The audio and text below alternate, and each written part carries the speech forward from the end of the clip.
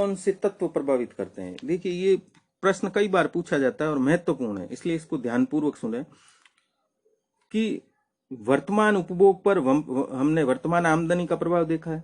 Keynes का उपभोग फलन निरपेक्ष आय की परिकल्पना एब्सोल्यूट इनकम हाइपोथेसिस पर आधारित है, लेकिन उपभोग पर वर्तमान आमदनी के अलावा और भी अन्य कई तत्वों का प्रभाव पड़ता है ना। किन्स खाली बाकी तत्वों को स्थिर मान लेता है और ये कहता है कि उपभोग आमदनी पर निर्भर करता है। आमदनी बढ़ेगी तो उपभोग बढ़ेगा, लेकिन उतनी तेजी से नहीं बढ़ेगा जितनी तेजी से आमदनी बढ़ती है।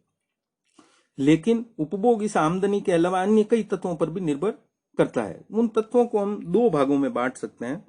पहला व्यक्तिपरक तत्व यानी सब्जेक्टिव। तो व्यक्तिपरक तत्वों में वे तत्व आते हैं जिनका संबंध उपभोक्ता की मानसिक दशा से होता है।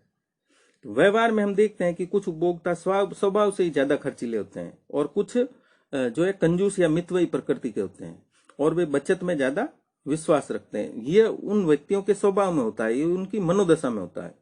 तो मनोवैज्ञानिक दशाओं की में हम कई बातों को और भी शामिल कर सकते हैं। जैसे किसी की सावधानी बरतने की प्रकृति होती है, यानी कम खर्च करता है, वो सावधानी बरतता है, या दूरदृष्टि होती है, या कोई ज्यादा हिसाब लगाने की प्रकृति वाला व्यक्ति होता है। कोई स्वतंत्र प्रकृति का होता है, ज्यादा खर्च करता है। कोई कंजूस प्रकृति का होता है, कम खर्च करता है। तो इस प्रकार व्यवसायी और उद्यमी दोनों ही अपनी मनोदशा के कारण ही खर्च और बचत करने के निर्णय लेते हैं। अगर कोई कंजूस आदमी है तो खर्च करने का कम निर्णय लेगा, बचत करने का निर्णय ज्यादा लेगा। अगर कोई स्वतंत्र प्रकृति का व्यक्ति है तो ज्यादा खर्च करेगा, बचत कम करेगा। इनके निर्णयों का जो है मजदूरी व लाभांश के भुगतानों आदि पर भी प्रभाव पड़ता है कि वो मजदूरी कितनी देगा, लाभांशों का भुगतान कितना करेगा। विनियोग के जो निर्णय हैं वो भी व्यवसायी जो होते हैं उनकी प्रकृति से प्रभावित होते हैं, है ना। कोई व्यवसायी अपना व्यापार ज्यादा फैलाना चाहता है तो वो ज्यादा खर्च करेगा, तो उनके प्रकृति उसको प्रभावित करती है।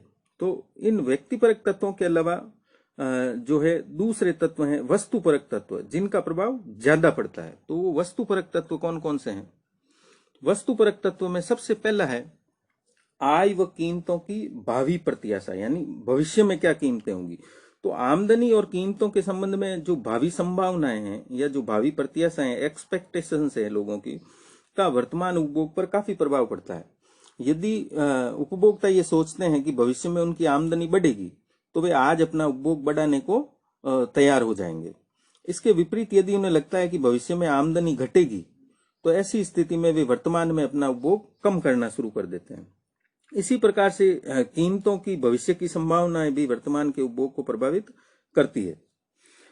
यदि हमें ये आभास हो जाए कि भविष्य में कीमतें बढ़ेगी, जैसे टीवी की, रेफ्रिजरेटर की, एयर कंडीशनर की, तो ऐसी स्थिति में हम वर्तमान में उनको खरीदने की इच्छा रखते हैं, भाई हम इनको खरीद लें ताकि भविष्य में इनकी कीमतें बढ़ने पर हमें नुकसान न हो।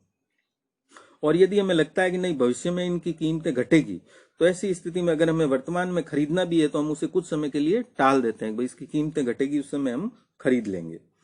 तो इस प्रकार से जो वर्तमान उपभोग पर उपभोक्ताओं की आमदनी और भविष्य की कीमतों की प्रत्याशाओं का, यानी वो किस प्रकार की एक्सपेक्टेशंस करता है, उसका प्रभाव पड़ता है। तो उपभोक्ताओं में वेट एंड वॉच, यानी इंतजार करो और नई स्थिति को देखो, कि एक स्वाभाविक प्रवृत्ति होती है जो उनके उपभोग को प्रभावित करती है। ये जो तत्व है भावी प्रत्याशाओं का, ये इस व्यक्तिपरक तत्वों के काफी नजदीक चला जाता है। फिर दूसरा वस्तुपरक तत्व है कि आय का वितरण, आय या धन का जो वितरण है, अगर वो समान है तो ऐसी स्थिति में वर्तमान उपभोग में वृद्धि होने की दशाएं उत्पन्न हो सकती है, क्योंकि जो धनी लोगों में उपभोग की सीमांत प्रवृत्ति होती है वो नीची होती है और निर्धन लोगों में ये अपेक्षाकृत ऊंची होती है। इसलिए जब आमदनी या धन का जो हस्तांतरण है वो धनी वर्ग से निर्धन वर्ग की तरफ होता है तो देश में एमपीसी बढ़ती है, जिससे उपभोग में वृद्धि होती है। इसलिए जब किसी देश में प्रगतिशील आयकर प्रणाली या सामाजिक सुरक्षा प्रणाली एवं न्यूनतम मजदूरी की व्यवस्था को अपनाया जाता है तो आमदनी का हस्तांतरण धनी वर्ग से कम संपन्न वर्ग की तरफ या निर्धन वर्ग की तरफ होता है, जिससे समाज में उपभोग के बढ़ने की दशाएं उत्पन्न होती है।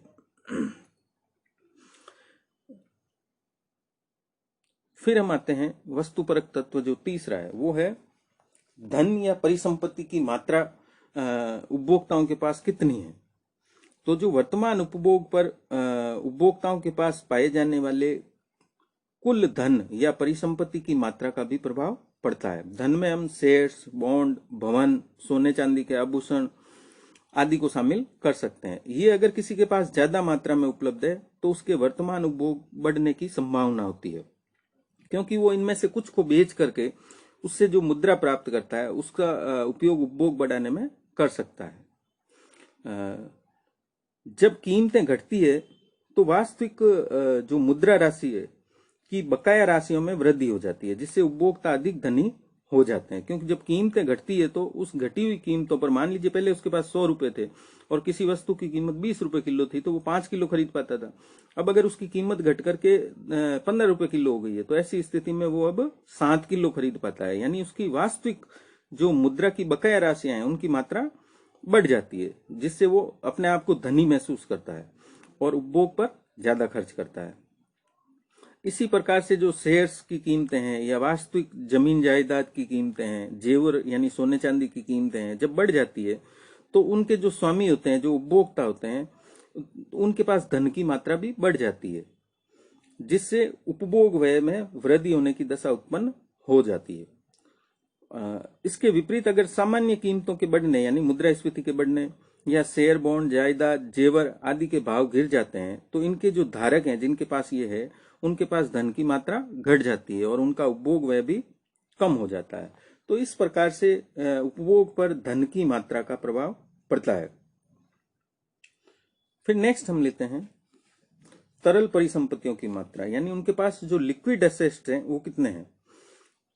कुल परिसंपत्तियों में अगर तरल परिसंपत्तियों की मात्रा जितनी ज्यादा होगी, उपभोग खर्च को बढ़ाने की संभावना भी उतनी ही ज्यादा होगी, क्योंकि तरल परिसंपत्तियों में हम नकद राशियों को, बैंक में जमा राशियों को, सरकारी बॉन्ड आदि को ले सकते हैं।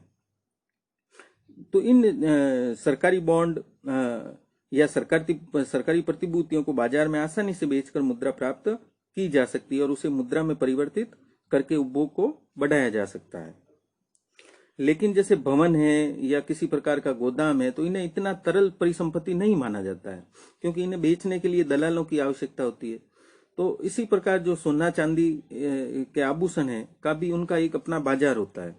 फिर परिसंपत्ति के कुछ रूप दूसरों से ज्यादा तरल किस्म के होते हैं। तरल का यह मतलब है कि जैसे ही तुरंत आपको पैसे की आवश्यकता है तो उसको बाजार में गए, बेचा और पैसे प्राप्त कर लिए। तो जो तरल परिसंपत्तियां होती है उनका उपभोग पर काफी प्रभाव पड़ता है। और फिर यदि ये कम आय वाले लोगों के पास इस प्रकार की तरल परिसंपत्तियां पाई जाती है तो उनकी एमपीसी भी ज्यादा होने के कारण उपभोग बढ़ जाता है। नेक्स्ट आते हैं ब्याज की दर। जैसा कि मैंने पूर्व में जब हमने पिछले अध्याय में उपभोग फलन पढ़ा था तो उस समय बताया था कि जो प्रतिष्ठित विचारधारा है अर्थशास्त्र की, वो ब्याज की दर का बचत पर प्रभाव मानती है। तो जब ब्याज की दर बढ़ती है तो वो मानते हैं कि बचत भी बढ़ जाती है। तो जब बचत बढ़ेगी तो उपभोग घटेगा। तो इसके विपरीत जब ब्याज की दर घटती है तो लोग बचत भी कम करते हैं। जब बैंक में पैसा जमा कराने से ब्याज की दर कम मिलती है तो लोग कम जमा कराते हैं और उनकी उपभोग करने की प्रवृत्ति बढ़ जाती है। तो जो क्लासिकल अर्थशास्त्र है उसके अनुसार ब्याज की दर में कमी से उपभोग में वृद्धि की संभावना बनी रहती है। लेकिन जो किन्स है उन्होंने ब्याज की दर के परिवर्तनों का उपभोग या बचत पर प्रभाव की दृष्टि से कमजोर माना था।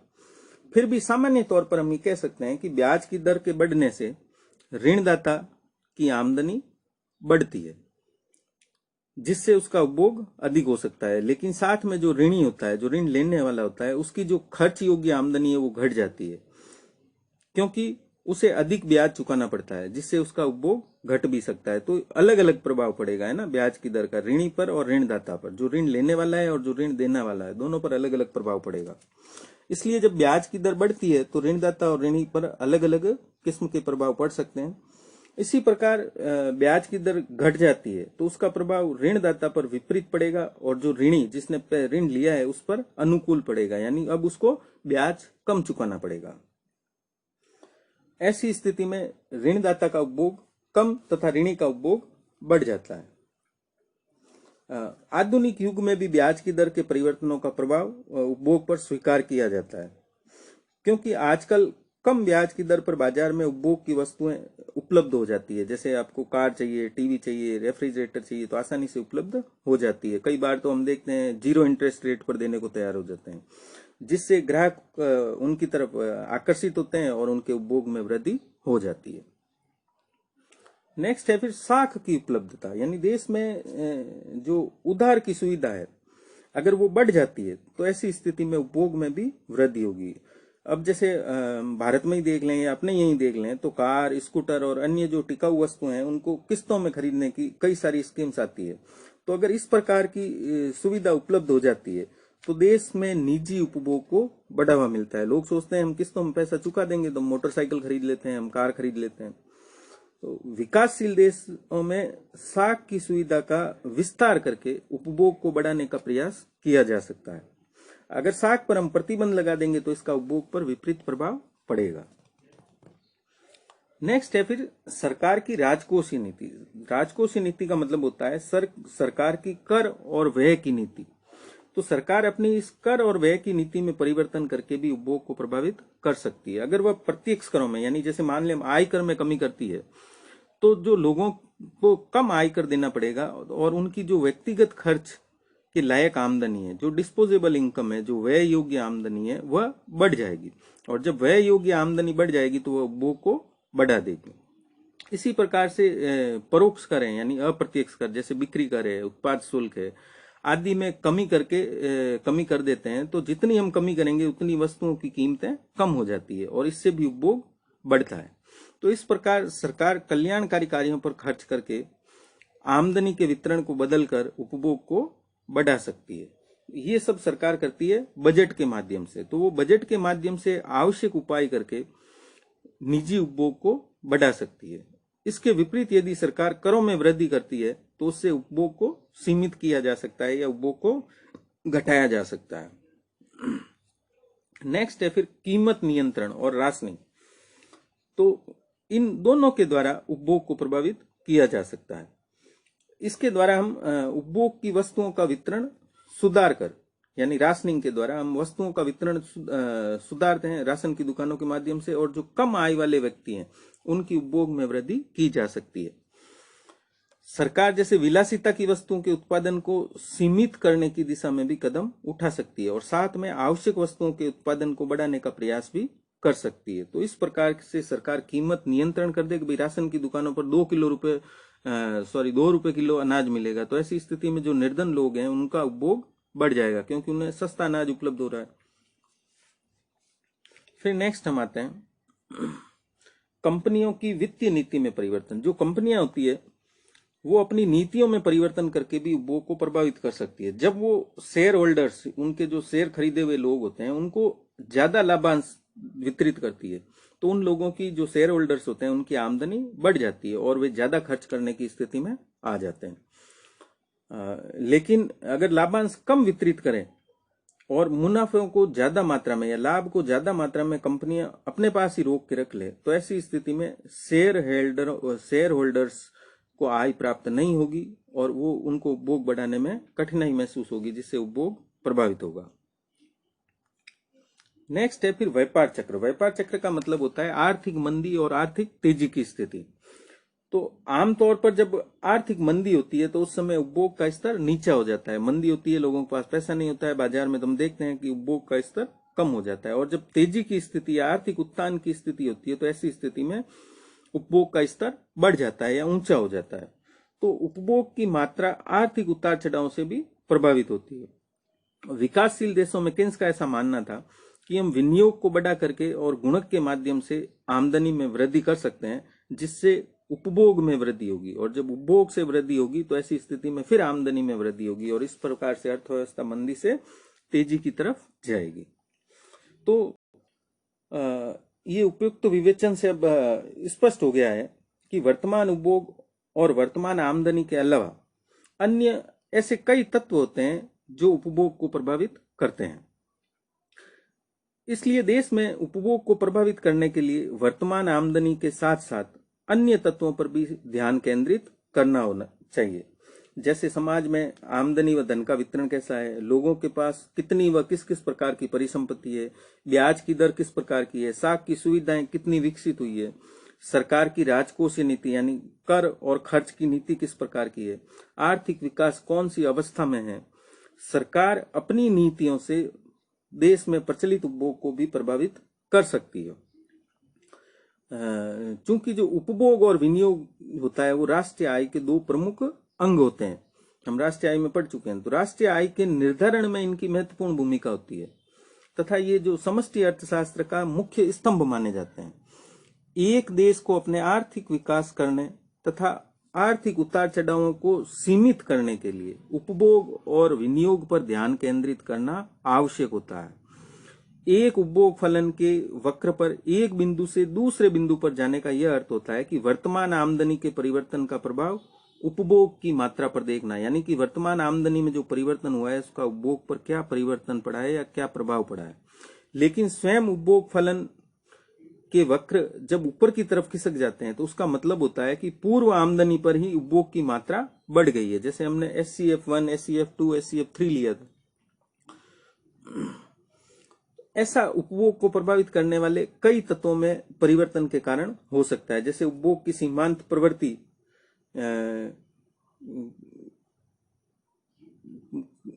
को ऊंचा करने के लिए, उसको बढ़ाने के लिए आमदनी का जो वितरण है उसको हम अधिक समान कर दें, मजदूरी एवं लोगों के वेतन में वृद्धि कर दें, उनके महंगाई भत्ते को बढ़ा दें, DA की रेट को बढ़ा दें, बोनस दिया जाए। तो इस प्रकार से सामाजिक सुरक्षा का लाभ दिया जाए उनको। आम नागरिकों के लिए साख की सुविधा या उधार लेने की सुविधाएं बढ़ाई जाए। मीडिया में विज्ञापन का सहारा लिया जाए